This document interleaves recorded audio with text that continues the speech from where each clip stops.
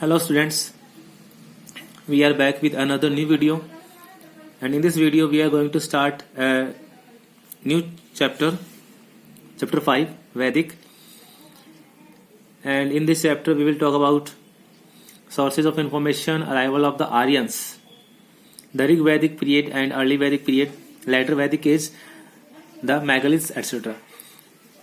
So let's start the chapter. In the previous chapter, we have studied that the great Harappan civilization began to end around 3,900 years ago.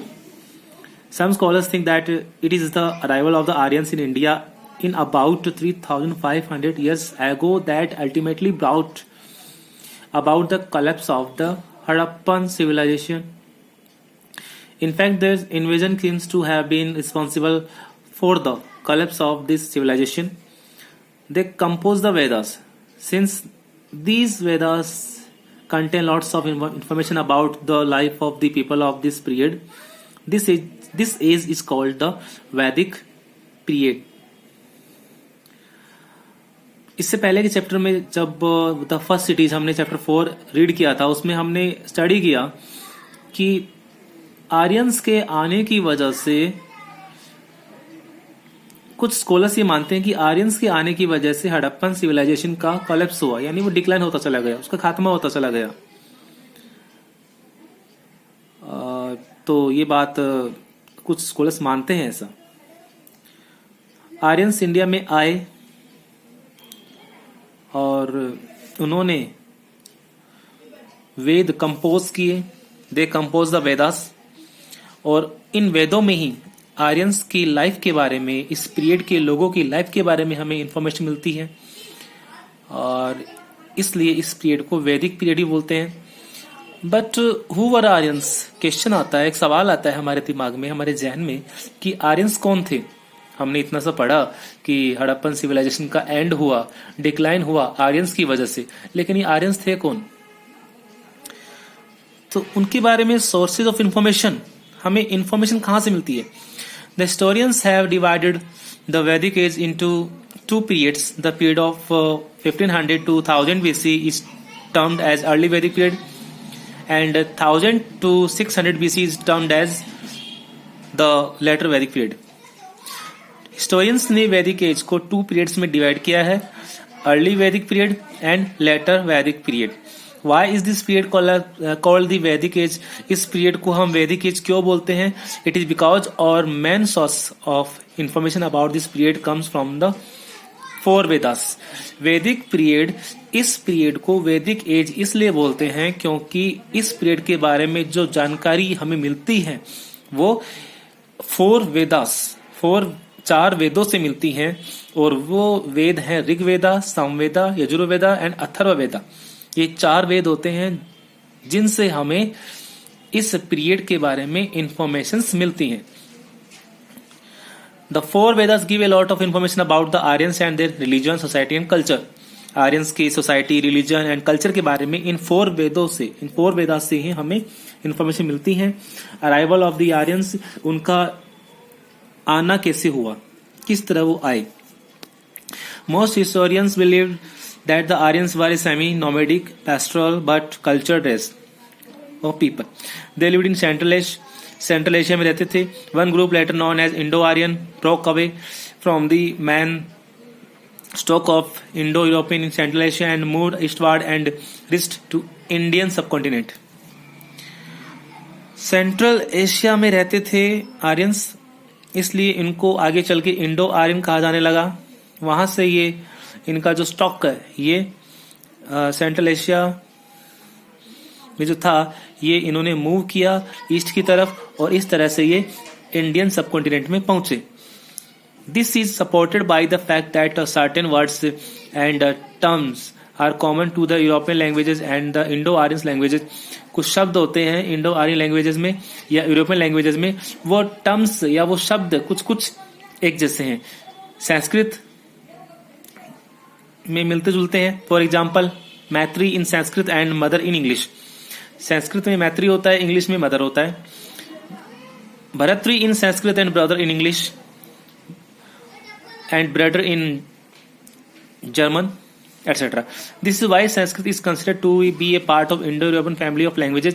This family includes Indian languages like Sanskrit, Hindi, Assami, Gujarati, Kashmiri, Sindhi, and European languages like English, French, German, Greek, Italian, Spanish. The languages like Tamil, Telugu, Kannada and Malayalam all belong to the Dravidian family of languages. और ये जो languages है तमिल, तेलुगु, कन्नड़ा, मलयालम, इनको Dravidian family की languages में आती हैं. ये languages used in the north east India belong to the Tibeto Burman family and the languages spoken in Jharkhand and some parts of the central India belong to the Austro Asiatic family of languages. Probably, as the population of Indo-Europeans increased, they were forced to move out from their original place to in search of new shelters and pastures. It is also likely that these Aryans had fled their homeland due to the disease or drought. Those who migrated to India came to be known as the Indo-Aryans. Population बढ़ने के साथ साथ ये लोग Indo European जो लोग थे अपनी पॉपुलेशन इंक्रीज होने के साथ साथ ये अपनी ओरिजिनल जगह से ओरिजिनल प्लेस से मूव करके नए नए शेल्टर्स और पास्टर्स की सर्च में नई नई जगह जाने लगे. और ये लोग ये जो आर्यंस से इंडिया की तरफ इन्होंने माइग्रेट किया इसलिए इनको आगे चल के इंडो आर्यंस कहा जाने लगा. द ऋग वैदिक पीरियड और अर्ली वैदिक पीरियड. अब हम बात करेंगे द ऋग वैदिक पीरियड जिसको अर्ली वैदिक पीरियड भी बोलते हैं. पॉलिटिकल लाइफ कैसी थी? Let's read. During the Rig Vedic age a tribal setup existed with the chief और the king as the head of the tribe. Tribe यानी जनजाति का एक हेड होता था, एक किंग होता था. ही वॉज कॉल्ड राजन, उसको राजन बोला जाता था. पूरी ट्राइब का एक हेड होता था या किंग होता था, उसको राजन बोला जाता था. His seat was hereditary although not hereditary. उसकी जो सीट थी राजन की जो सीट थी वो वंशानुगत नहीं थी, हेरिडेटरी नहीं थी. Usually his son occupied the seat after him. If he was unfit, a person better suited to the requirement of the society could be substituted. जो राजन की जो सीट थी, राजन का जो पद था वो हेरिडेटरी नहीं था, यानी जरूरी नहीं था कि राजन का बेटा ही राजन बने, लेकिन उसकी ये सीट उसका सन, उसका बेटा ऑक्यूपाई कर लेता था, यानी वो राजन बन जाता था. और कभी कभी अगर ऐसा हो पाता कि अगर वो अनफिट है तो उसकी जगह किसी दूसरे जो योग्य हो, काबिल हो, उसको राजन बना दिया जाता था. The clan loyalty was the most important thing. The clan had a sense of belonging to the tribe of or gana to which they belonged. Economic life. How was economic life? Initially, the early Vedic people were nomadic and moved from place to place. Later, they began to lead a pastoral life. Pastoral life शुरुआत में early Vedic people nomadic थे, यानी एक जगह से दूसरी जगह घूमते रहते थे और प्लेस टू प्लेस मूव करते थे. लेकिन बाद में आगे चल के वो एक pastoral life यानी चरवाहे की लाइफ, चरवाहे का जीवन जीने लगे. They reared animals such as cows, goats, sheep and buffaloes. इन तरह के एनिमल्स को वो पालने लगे. The cow was considered very valuable and was the principal form of the wealth. Cow को काफी वैल्यूबल माना जाता था और उसको एक धन के रूप में समझा जाता था. The king gifted cows to priest. राजा पुजारियों को गाय गिफ्ट में देते थे. The early Vedic people practiced settled agriculture and built settlements near the areas of cultivation. The plow, which was possibly made of wood, is mentioned in the Rig Veda. Rig Veda में जो लकड़ी की बनी हुई एक हल के बारे में जिक्र किया गया है, मेंशन किया गया है. The early Vedic farmers knew about the different seasons and their effect on agriculture. और early Vedic farmers थे वो अलग अलग सीजन्स के बारे में उनको जानकारी थी और अलग अलग सीजन का एग्रीकल्चर पर क्या असर होता है वो भी ये सब जानते थे. The Rig Veda mentioned different artisans and craftspeople such as chariots maker, weavers, leather worker and potters. Rig वेदा में अलग अलग लोगों की ऑक्यूपेशंस के बारे में भी जिक्र किया गया है, मेंशन किया गया है. आर्टिसंस, क्राफ्ट्समैन जैसे कि चैरिट मेकर, रथ बनाने वाले, वीवर्स बुनकर, लेदर वर्कर, चमड़े का काम करने वाले, एंड पॉटर्स बर्तन बनाने वाले, इन सब के बारे में ऋग्वेद में मेंशन किया गया है. A high level of metal work has developed towards the end of the early Vedic age. Cattle were used for barter and exchange of commodities. Social life कैसा था? Aryans lived in villages. गांव में रहते थे और ग्राम बोला जाता था विलेजेस को, यानी आर्यंस ग्राम में रहते थे. Each village consisted of a number of families. A joint family was the smallest social unit. Joint family होती थी और वो पूरे सोशल यूनिट का स्मॉलेस्ट यूनिट था. It was headed by the senior most male member, और हर joint family का एक हेड होता था जो फैमिली में सबसे सीनियर होता था, मेल मेंबर, वो हेड होता था. Women held A position of respect in society. They could attend assemblies and offer praise.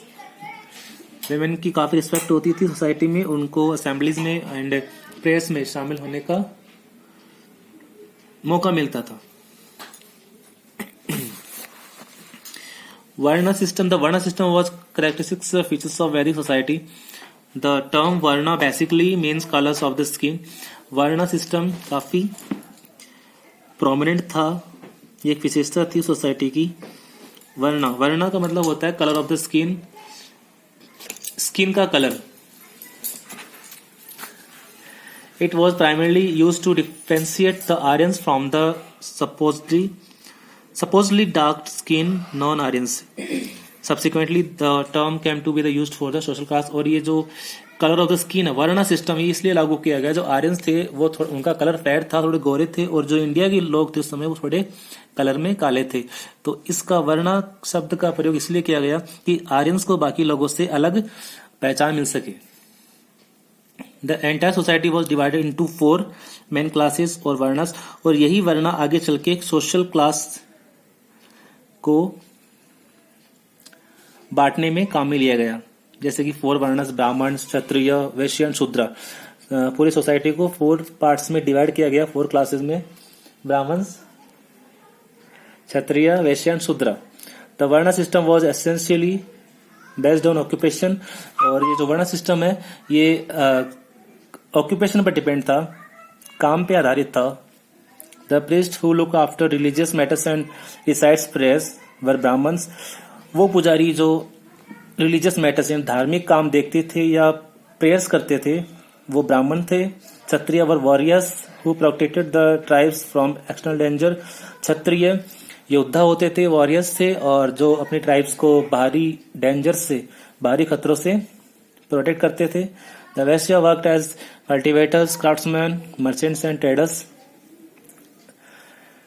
Those who served the other 3 varnas and did the most of the manual work were the Shudra. और इन तीनों classes के अलावा इन तीनों classes की जो सेवा का काम जिस क्लास को दिया गया वो थे शूद्र. The Aryans who disobeyed social rules were also considered Shudras. और वो आर्यंस जो इन सोशल रूल्स को डिसोबे करते थे, इन कानूनों को नहीं मानते थे, उनको भी शूद्र माना जाता था. In this period people could change their occupation. और इस पीरियड में कोई भी लोग अपने ऑक्यूपेशन को चेंज कर सकते थे. They were free to change their occupation. This is enough for today. And आगे का चैप्टर हम नेक्स्ट वीडियो में कंप्लीट करेंगे. Till then you have to read this chapter again, understand this chapter, and till then take care and have a nice day.